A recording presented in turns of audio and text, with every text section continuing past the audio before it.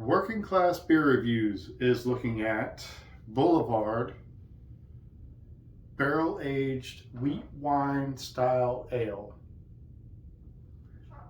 It's a collaboration with Firestone Walker Brewing Company out of California. So let's go ahead and get this thing opened up.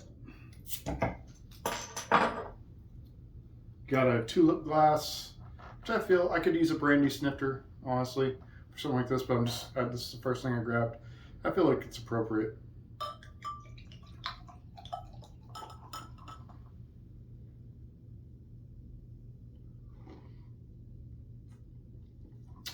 I might have let that overflow if I wasn't in a carpeted room.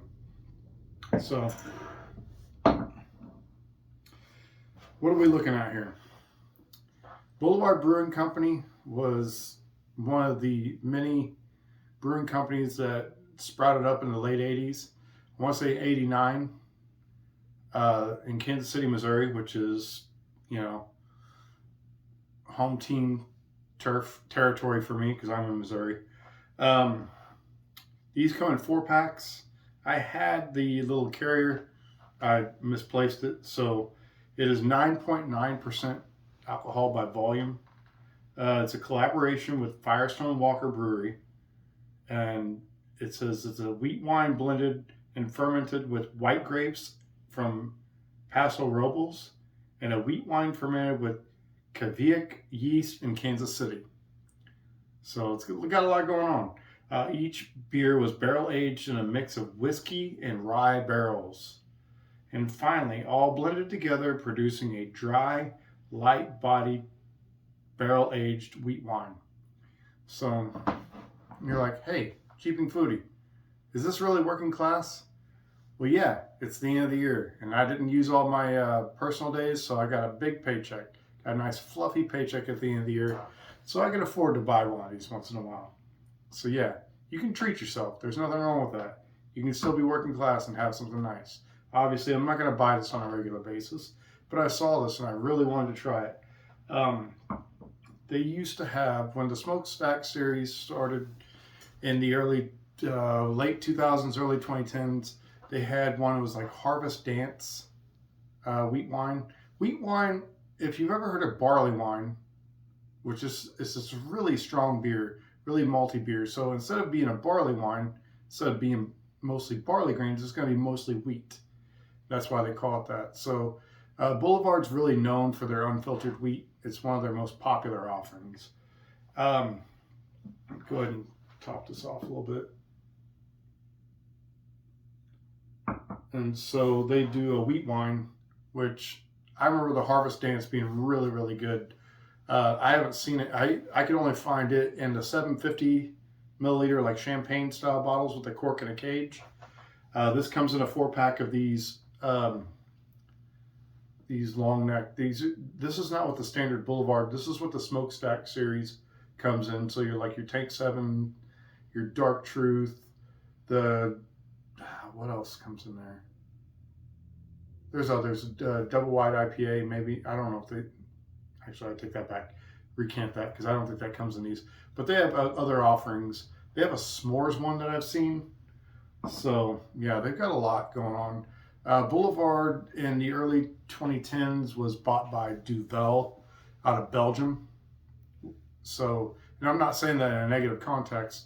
I'm actually saying it in a positive context because that helps them with their distributorship to where they could branch out wider, and obviously gave them more commerce to expand on their offerings. That's when pretty much when that happened. That's when the Smokestack series started coming into play. So I don't see it in the same light that some people did with InBev when they bought out Anheuser-Busch or anything like that, or any of their other, like any of the craft companies that get bought out by bigger companies. I know it sounds like it's not that great, or it doesn't sound that great, but from the company aspect of it, it helps them a lot, and it makes it to where they can move, their boundaries get expanded. So yeah, 9.9%. Honestly, the website doesn't really give you much as far. They used to give you a breakdown of like the malts and the hops and stuff like that. So I don't know what the IBUs are. It doesn't say. It doesn't tell me what kind of malts are used in this, except for the description that I read earlier about the grapes and the yeast. Kveik, Kveik yeast, and in Kansas City, which is the base of operations. So what do you get? You get a very dark copper color, and the head is staying around. It receded down, but it's sticking around, and it's kind of a khaki colored head and all. I'm sure it's bottle conditioned. Most Boulevard beers are bottle conditioned, so it's going to be a slight hazy, not as like hazy as the unfiltered wheat and all, but you get like a very dark copper color. And let's see what we smell.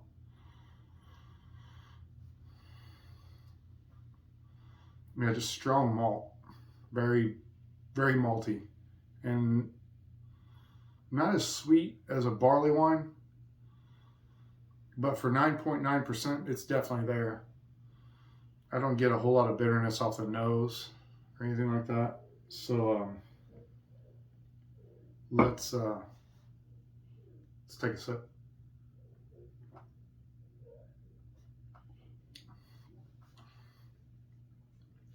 Okay. Right off the bat, you get like a very winey note.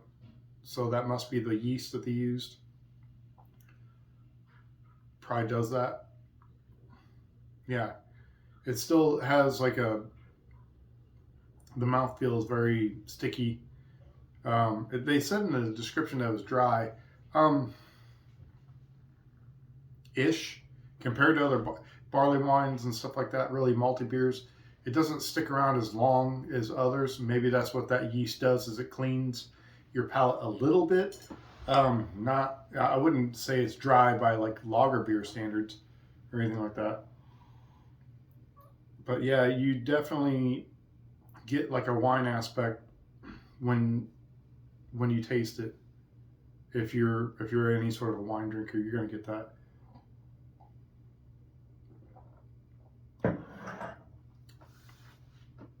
It seems a lot strong.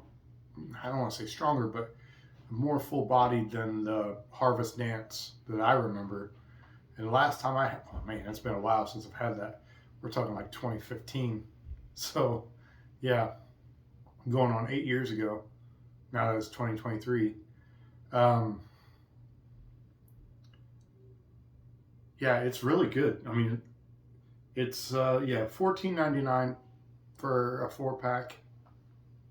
It is what it is. So if you're gonna splurge on something special, might as well just enjoy yourself once in a while. Obviously, like I said, and it doesn't even tell me what the calories and the carbs and stuff. I know they're high. Anytime you get a full-bodied beer like this is not something you're just gonna drink on an everyday basis. This is a treat. This is something you're gonna sip on and take your time with, because a 4-pack of these, if you're going to smash these, you're going to go to sleep. It's just how it is. I mean, ales don't affect you as quickly as lagers do, but still, with that kind of strength, and you're going to get full feeling. It's going to rest heavy on you. So take your time and just enjoy it. Yeah, just get that barley, or not barley, but that kind of malty smell of it. I don't get a whole lot of bitterness out of it.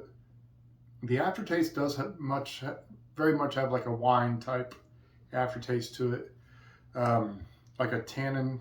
Am I saying that right? Type. So not with like a really sweet wine, like a Concord or anything like that, but it's not dry like a Cabernet. So I don't know what the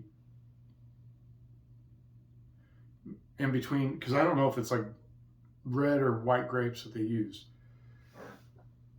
Oh, white grapes. Never mind. I stand corrected. So yeah, like a Riesling or something like that maybe.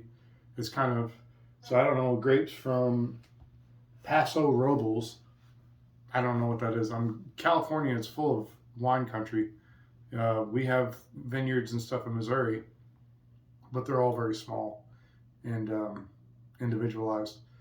St. James Winery is probably one of the big ones, and Les Bourgeois in Rocheport.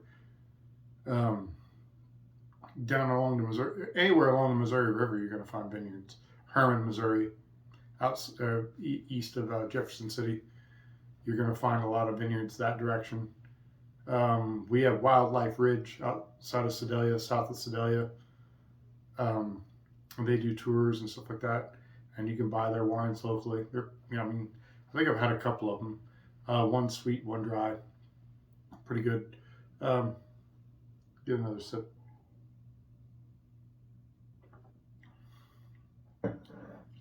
Yeah, there's definitely some complexity there. Most of your light beer people, if they're just dedicated light beer people, they're not going to know what to do with this. But if you're someone that is used to drinking craft beer, someone that likes to be adventurous, yeah, I would definitely give this a try.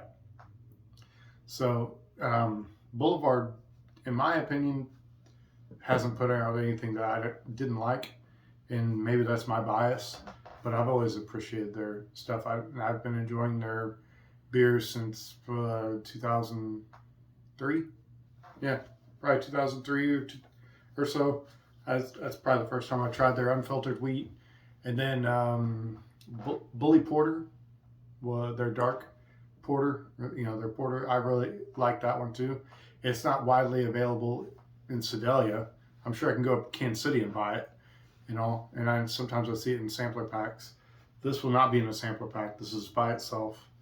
Their smokestack series going to be more expensive, very individualized in their styles and their offerings.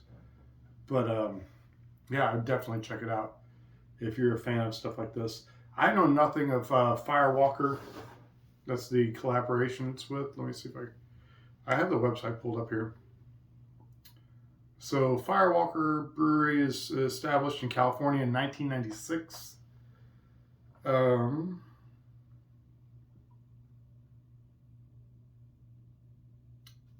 Well, I had their stuff pulled up, but I ain't worried about it right now. It's two brothers that started it. One's a lion, one's a bear, like in their insignia. And I think that's where you actually see that on the label here. There's a lion and a bear. So that's part of the Firewalker brand. Sorry I didn't do more research on that. I'm not familiar with that brand. The only California brand I really am familiar with is Sierra Nevada, who was one of the big pushes in the craft beer world was. So I apologize for anybody at Firewalker. Or Firestone Walker. My bad.